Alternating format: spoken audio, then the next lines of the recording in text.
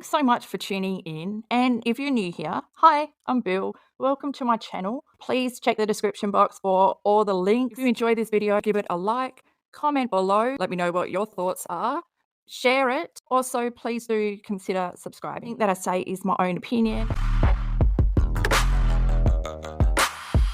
Amended summons for their complaint against defendants Catherine Menksky Polson, also known as Katie Joy, and Without a Crystal Ball LLC, 7M Films, Robert Shinn, Miranda Derrick, and James Derrick, collectively plaintiffs, state and allege as follows. These are the parties. The plaintiff, 7M, is a California corporation organized and operating pursuant to and in accordance with the laws of state of California. Plaintiff Robert Shinn is an individual resident of the state of California.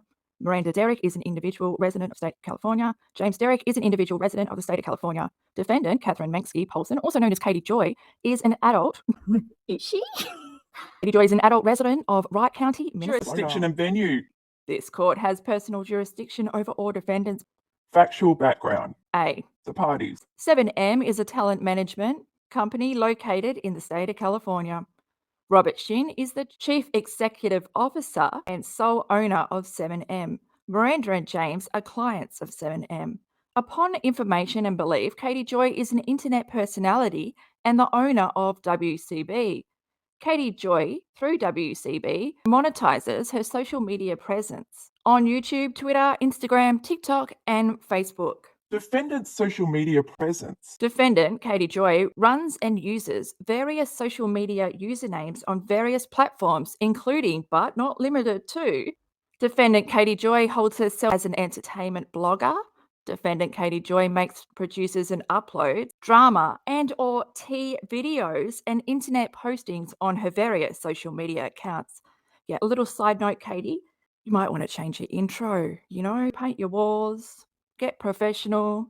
Katie Joy intentionally publishes false and defamatory material to denigrate others through sensationalism and fabrication of perceived drama for the sole purpose of enticing followers and viewers to help defendants monetize their various social media accounts. Katie Joy intentionally engages in internet trolling under both her own name and various pseudonyms for the purpose of harassment and causing others consternation, grief, emotional distress, financial ruin, and to otherwise cause damage to their reputations, well-beings, and livelihoods. Katie Joy has a history of intentionally, maliciously, and recklessly publishing false and misleading information about various people and entities, including plaintiffs, their clients, and associates.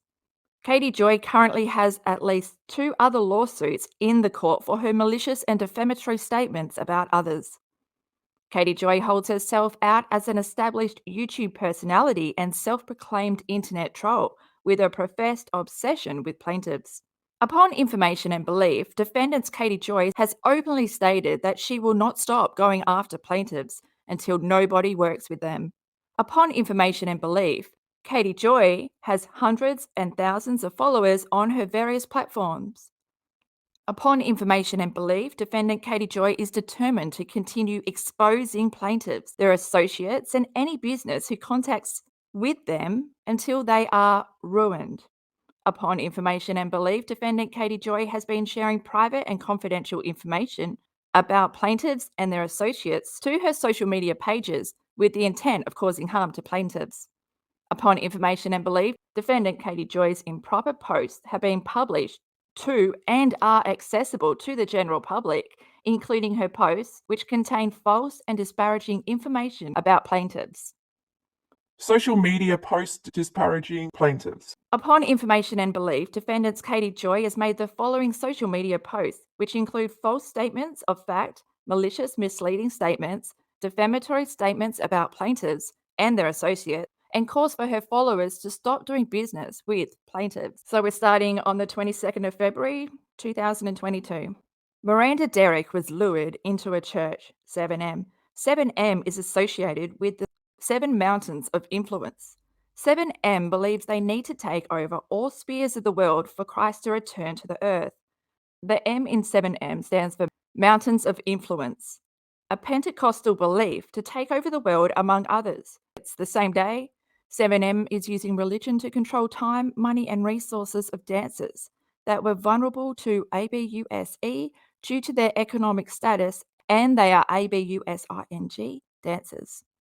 The next day, the 28th of February, the dancers managed by 7M Films Management. It is, Katie. That's you. That's you all over. The dancers, managed by 7M Films Management, don't pick their own music, sets, clothes, or dancers. On the 1st of March, B Dash is a victim of the Shins. He was used to lure Miranda Derrick into 7M. Claims Miranda Derrick did not cut ties with her family before she was involved with 7M. 7M has been grooming Miranda Derrick. 7M made Miranda think her family was ABUSIBE. Same day, 7M is preying on vulnerable dancers, misstates promises made by 7M to its clients. 7M controls its clients' lives. 7M blocks friends and family of its clients from reaching them. Same day, 7M is committing crimes including HT. 7M stopped Miranda Derrick from being by herself. 7M clients are all part of the Shinn's church. Robert Shinn believes he gets prophecies from God. 7M cuts off all its clients from speaking with people outside of their organization. 7M is a cult. 7M is like Jim Jones' cult. 7M monitors its clients when they are outside. 7M psychologically ABUSES its clients. 7M doesn't allow Miranda Derrick to drive on the same day. 7M controls its clients' lives. It's abnormal for management teams to manage their clients' social media accounts. 7M controls everything its clients do. Same day. 7M is destroying their clients' lives on the 2nd of March. 7M and Robert are predatory. Robert Shinn's church is tricking girls into following them. 7M and Robert Shinn are shaming people into joining their church. Miranda and Derrick's marriage is fake and they are lying about it. 7M doesn't promote its female clients. 7M is a cult. The Shins have been searching for people to prey on. 7M does not pay its dancers. Shirley Kim is always watching 7M's clients. Same day, 7M's clients are all falsely married to their spouses. Katie, you're the only one in a false marriage, okay? 3rd of March, every person at 7M has changed their names and has a different alias. That's what entertainment is. People have stage names, Katie. Wakey, wakey.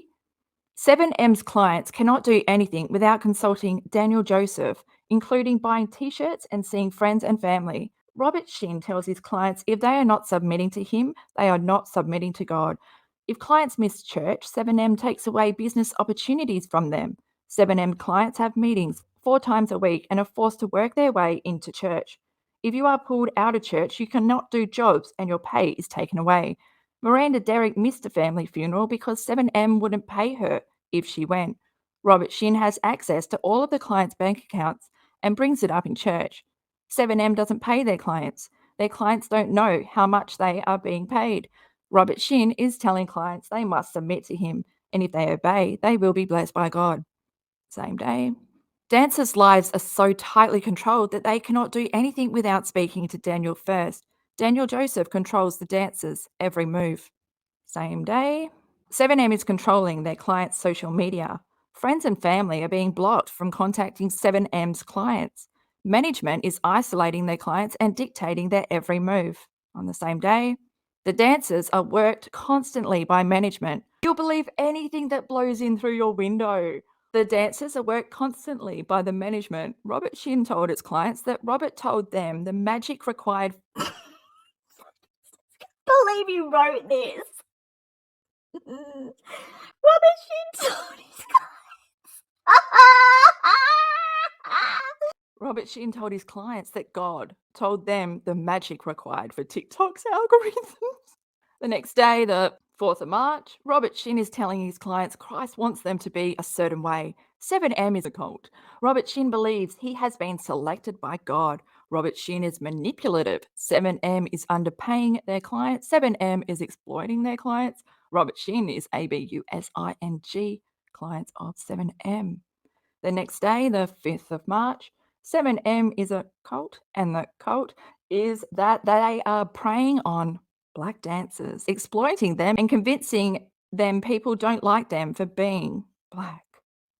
On the 6th of March, Shinn has ruined relationship between the Derricks and Miranda Derrick's family. On the 7th of March, she posted, 7M is a religious cult, tells people not to interact with 7M or their clients because they are a cult. Cult leaders commit crimes. 7M is exploiting their clients, telling people street addresses associated with Robert Shinn. On the 8th of March, she posted, all of 7M and Robert Shinn's clients are victims. Shinn's are cult leaders. Robert Shinn is a narcissist person. Robert Shinn asked his clients to live on his property. Robert Shinn told someone that God instructed him to teach young women about sex. Robert Shinn has conditioned people not to think. Robert Shinn targets young women to seduce them into his cult. Same day, Katie Joy admits to contacting the LA Clippers to get them to cancel their contract with 7M and their clients. On the 9th of March, Robert Shinn's church is forcing the Derricks to live in a property owned by them. 7M is a cult, engaging in HT. Same day, Robert Shinn is a cult leader. Robert Shinn does not allow clients to own their own car. Robert Shinn is spying on his clients. Same day, 7M is a cult.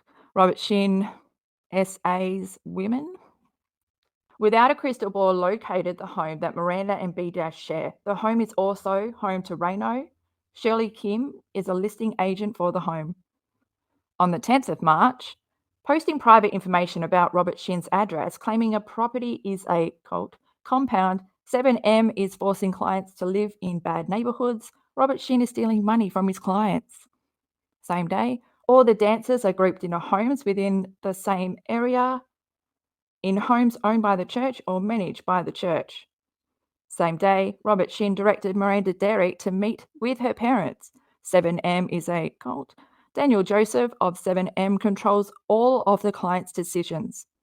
Same day, the dancers are living under tight control and not allowed to do anything without Daniel Joseph's permission. So basically, it's the carousel from hell. Round and round we go. Same accusations, different day. Catherine Paulson has accessed and distributed to the public confidential court documents covered by a protective order. She shares everything. She doesn't have any morals. She doesn't feel bad for people. She doesn't understand the harm that she has caused. She believes that she is right because people tell her that what they're telling her are facts. And it's not, because they're using her because they know that she doesn't vet sources. Will tell the world anything you tell her. On the same day, Without a Crystal Ball states this is not about Miranda Derrick, it is about Robert Shinn. 7M is a cult using race to distract people from the real issues. Same day, 7M is not only trying to control the dancers, they also want to control the government. Same day, so 10th of March, 7M dancers exhibit numerous signs that they are being trafficked. Same day, Robert Shinn is using the dancers to further his real estate companies. Same day, in a sworn disposition, Robert Shinn admitted that he used millions of dollars in church donations to further his business and for his own fortune. Robert Shinn propositions women for inappropriate contact. Robert Shinn curses people who don't give him money. Robert Shinn demands his clients submit to him. Robert Shinn accesses his clients' bank accounts, forces his clients to divorce their spouses, takes money from the church to fund his lifestyle, does not pay his clients, won't let people use their own vehicles, and forces people to put their kids in daycare. The next day, on the 11th of March, it says Catherine Paulson has accessed and distributed public confidential court documents covered by a protective order. The same day, Katie posted, she'd admitted to setting up a shell company, Mission 2020, in order to form other companies underneath the organisation. He would start a business as a DBA and only incorporate it after it became profitable.